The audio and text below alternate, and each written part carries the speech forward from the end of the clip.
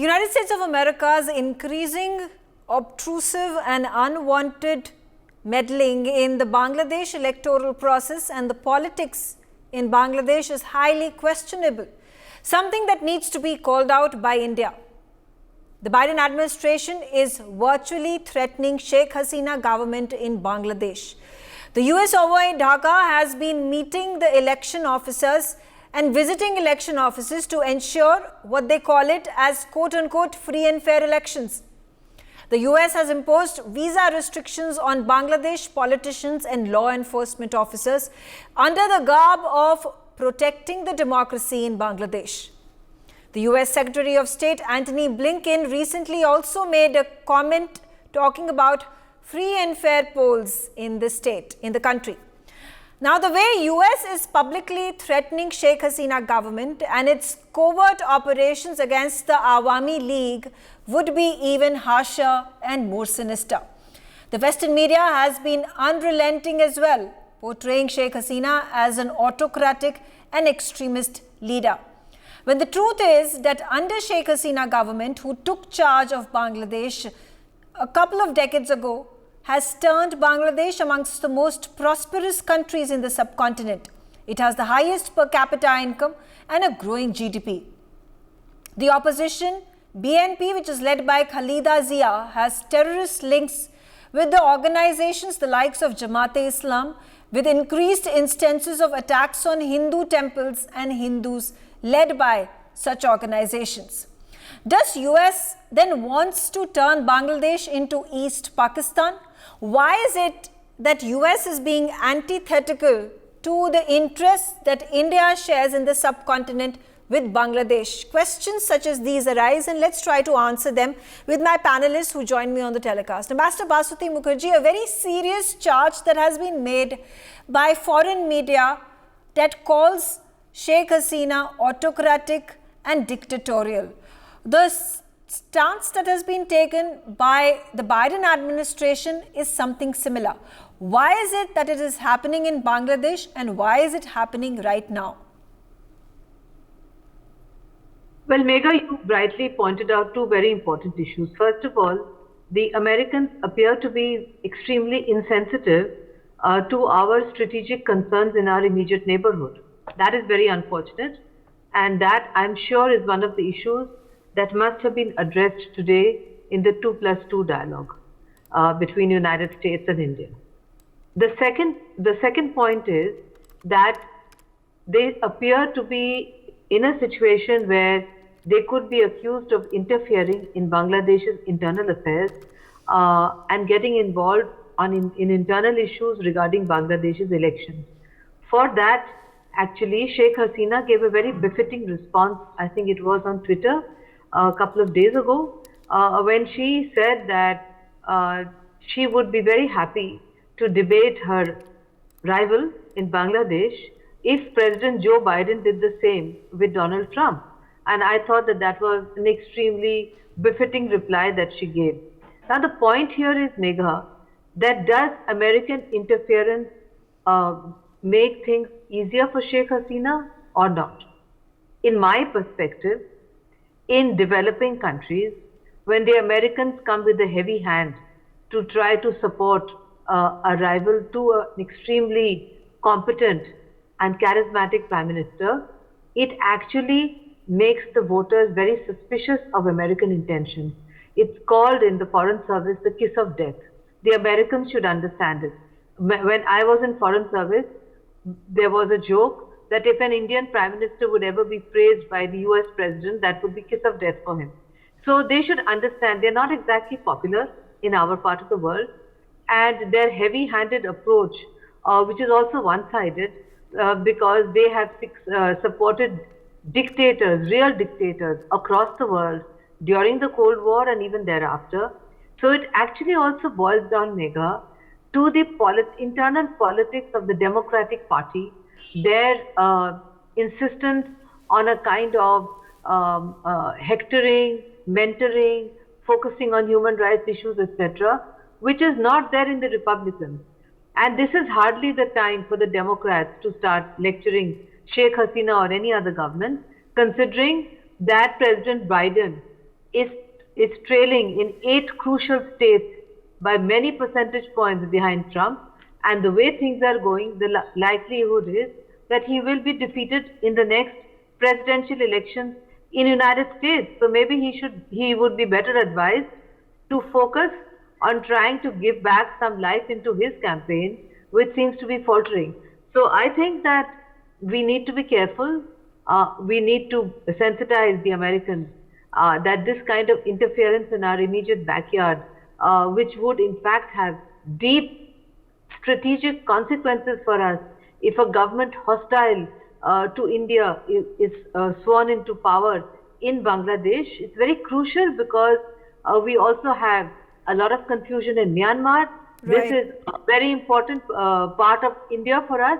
We need to be very, very careful of what's going on, and I am sure that we would have sensitized the Americans in the 2+2 today. I haven't seen the readout, formal readout, but that would be interesting also to see if there's any mention of it. Megha. Professor Madhav Nalapat, now what is the reason for the American government to target Bangladesh? The point that the subcontinent and Southeast Asia, particularly when it comes to Bangladesh and to Malaysia, where there had been dictatorial regimes in place, Islamist regimes in place, and things are turning in Malaysia with the new president who has taken over, and with Sheikh Hasina, where India has had very strong diplomatic and trade ties. So, at a point of time in the past, when Americans have continued to support Pakistan since 1947, the 1971 war, US continued to support Pakistan against India, and now in 2023, it again continues to attack Bangladesh, much to the opposition and disinterest of India.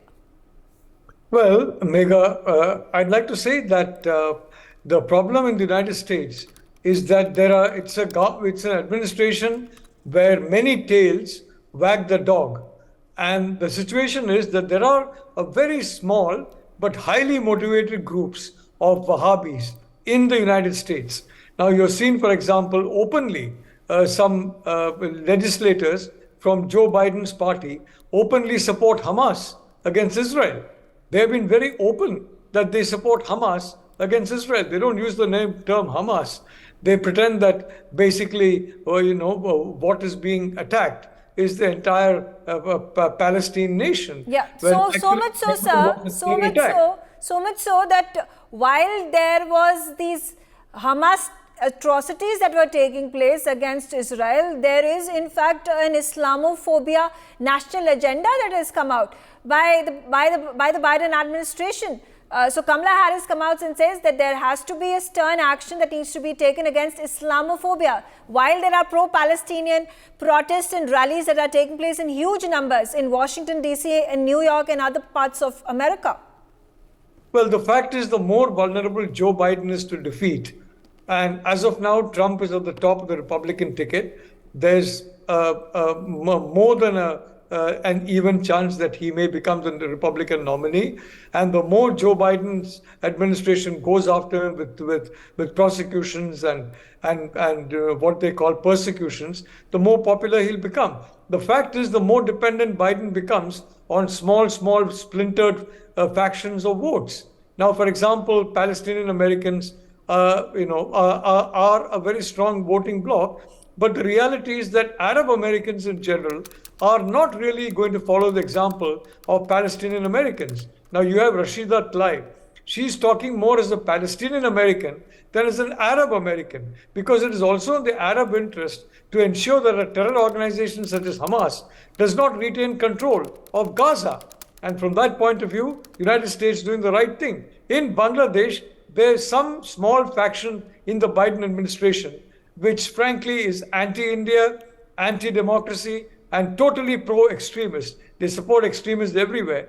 And this faction must basically be responsible for this unfortunate tilt of some officers' State Department. The State Department, unfortunately, is very prone to these tendencies. Fortunately, Defense Department is no longer in that situation, but State is.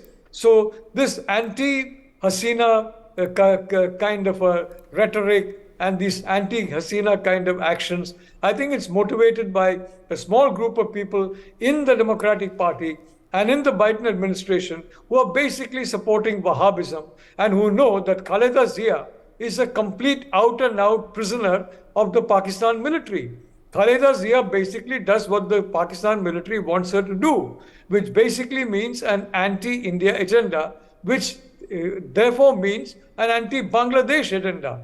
I can't believe that the people of Bangladesh are going to listen to the voice of America and vote Sheikh Hasina away from power and install an individual who is the favorite, it seems, of the White House. I agree with you. Gautam Mukherjee, the situation such as this, while we are, tom-tomming about how India and US are coming closer than ever, whether it is about our defense ties, strategic ties, technological advances and cooperation, we talk about Quad, we talk about Indo-Pacific region, where US wants India's support. So why is such an antithetical stance being taken by America in situations such as Sri Lanka and Bangladesh and Pakistan, of course? Well, Megha, this sort of visa diplomacy is something that is fairly new. You see Britain doing it, you see the United States doing it. We have been victims 445 days. That's over a year to get a visit visa, let alone any of the other HIV and so on. They're trying it again in Bangladesh. Now, one way to look at it is that this is a very mild accommodation of the fringe groups or even sectional groups that may want to see Hasina out in the State Department and indeed amongst the people of America. So you do something which is more of a empty gesture than anything else. I don't see how it makes sense. Anybody who is interfering with the elections, we will not give them a visa. Now, it is so vague in its wording, it probably doesn't mean very much, but it staves off those who want some action taken, particularly since Khaleda Zia refused to participate in the last election. She boycotted them. Now, what she wants is to be installed, not elected. Now, that's a bit of a tall order. And to be supported by the Pakistan army these days is really not a very secure sort of situation, because the Pakistan army, for all its power within Pakistan, is starved of money. And because they have the penchant to take away most of what is offered to Pakistan and pocket it and stack it elsewhere, then use a little for the public or allow a little to be used for the public via the political arms, and of course try and keep the Pakistani army going much as they can in order to survive and look after their own skin. Right. At the same time, they're being attacked almost every day. Terrorists are attacking them. Anti-India terrorists are being merrily killed by unknown persons. You can expect about one a week. This is quite a phenomenon. And Sheikh Hasina is a pretty tough nut. She's seen what has happened if you are overly liberal in a place like Bangladesh. And so I think she's going to keep a pretty tight grip. And the American ambassador looking at the election process, she said, look, please send observers if you will. But the other side has to have the wherewithal to win, or at least to electioneer, not expect the West to install them. If there is any agenda to try and weaken India via Bangladesh because of our need of a friendly neighbor, particularly in Bangladesh, which exists today, I would say that would be a little exaggerated. I don't think they want to go very far. they're answering a section as best as they can. Megha. Okay. Again, coming back to you, Ambassador Mukherjee. Now, why is India not raising this in any uncertain terms? There was a US Secretary of the State and the Defense Secretary of the State who visited India. They are leaving today evening. Thus far, there has been an MEA briefing that has taken place, but there has been no comment, no statement in this regard that has been made. Yes, Megha. The reason for that is also that India should not be seen to be interfering in the internal affairs of Bangladesh or its electoral process. The Bangladeshis are extremely sensitive to that perception too. So it would not be in our interest to make any public comments. And moreover, Megha, I have to point out that our strategic partnership with the United States is a very important part of our foreign policy, and we prefer, unlike the Americans, to sort out such issues quietly behind the scenes. In any case, for us to take up what the State Department has decided to do vis-a-vis Bangladesh in a public spat with the Americans would be most unfortunate. It's not the way we conduct diplomacy at all. As I said earlier, we must have taken it up one-to-one. Our External Affairs Minister must have taken it up with his counterpart, and there would be a result. We would have to look at the signed press statement and the joint statement to see if there is a kind of reference to discussions in the region. It would be called discussions in the sub-region, etc. But I would be extremely surprised if he would do anything so undiplomatic. It's not the way India conducts business at all. Okay. We would do it quietly behind the scenes. Okay. It would be counterproductive to have a public spat, in my perception. Professor Nalapa, then my question again, who is going to call out United States of America for unnecessary meddling in the Bangladesh elections and Bangladesh affairs, particularly detrimental to India if there were elections that took place and it was Khaleda Zia government that came into force? Again, I'm going to mention about how Pakistan has been influenced by America that refuses to break these ties with Pakistan. We've seen what happened during the Liberation War in 1971. So why, again, it's for domestic electoral reasons if these things are made to appease a certain section of people, of organizations in America. But is America, is Biden administration willing to jeopardize India's association with itself to play to the galleries to these certain organizations and people? Well, I'd like to agree with what Gautam Mukherjee said and basically say that these are pinpricks that are basically designed to please some fringe elements. And when you have an election, you never know by what percentage you will win or lose. 1%, 0.5%, all these votes make a difference. Now, the point is that Biden seems to be mistaking the entire body of Arab Americans for Palestinian Americans. The Arab Americans as a whole will have a different point of view, especially if the hyperkinetic phase of this conflict is over and abundant humanitarian aid pours into Gaza and Gaza is liberated from the clutches of Hamas. So having said that, and as far as Bangladesh is concerned, I'd like to say that I fully agree with Ambassador Mukherjee. The India-US relationship is extremely important for both countries.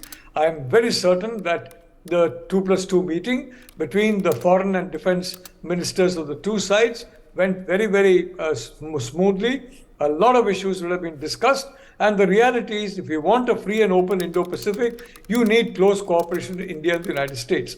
I don't think that the Americans are at all eager to do anything to jeopardize that particular relationship. That's the first point. And the second point is very simple. But I think, I again agree with Ambassador Mukherjee. I don't think that we should, make any kind of, preference clear where the Bangladeshi elections are concerned, because it's a matter for the Bangladeshi people to decide.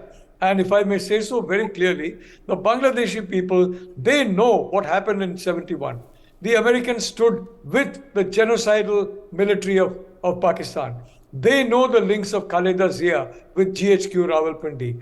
I don't think they'll be in any hurry to go back to the clutches of GHQ Rawalpindi. So I'd like to say, let's leave it to the good sense of the people of Bangladesh, number one. And lastly, Megha, if Khaleda Zia comes to power, it's not a disaster for India. India can contain it. India dealt with the Maoists, in Nepal on the one hand, and people who were in the pocket of China in Sri Lanka on the other. And both have had to sing a different tune, because the fact is, if you go against India, you're harming your own country's interest the most. One of the important reasons why Bangladesh is such an economic success story under Sheikh Hasina is because of our policy of good relations with India. Good relations with India is a must for all of India's neighbors. And if a neighbor persists in having bad relations with India, look what happened to Pakistan, to see what happened to their neighbor. Look what's happening in Nepal. Look what's happening in Sri Lanka. By the way, it's only India that helps Sri Lanka. Yeah. But the problem is that there are individuals there with pockets filled with gifts from China. And these people matter more than the people of Sri Lanka and their interests. But I am quite confident, as far as India is concerned, we need not be worried. As far as Bangladesh is concerned, it will be a disaster for the people of Bangladesh if Khaleda Zia comes to power.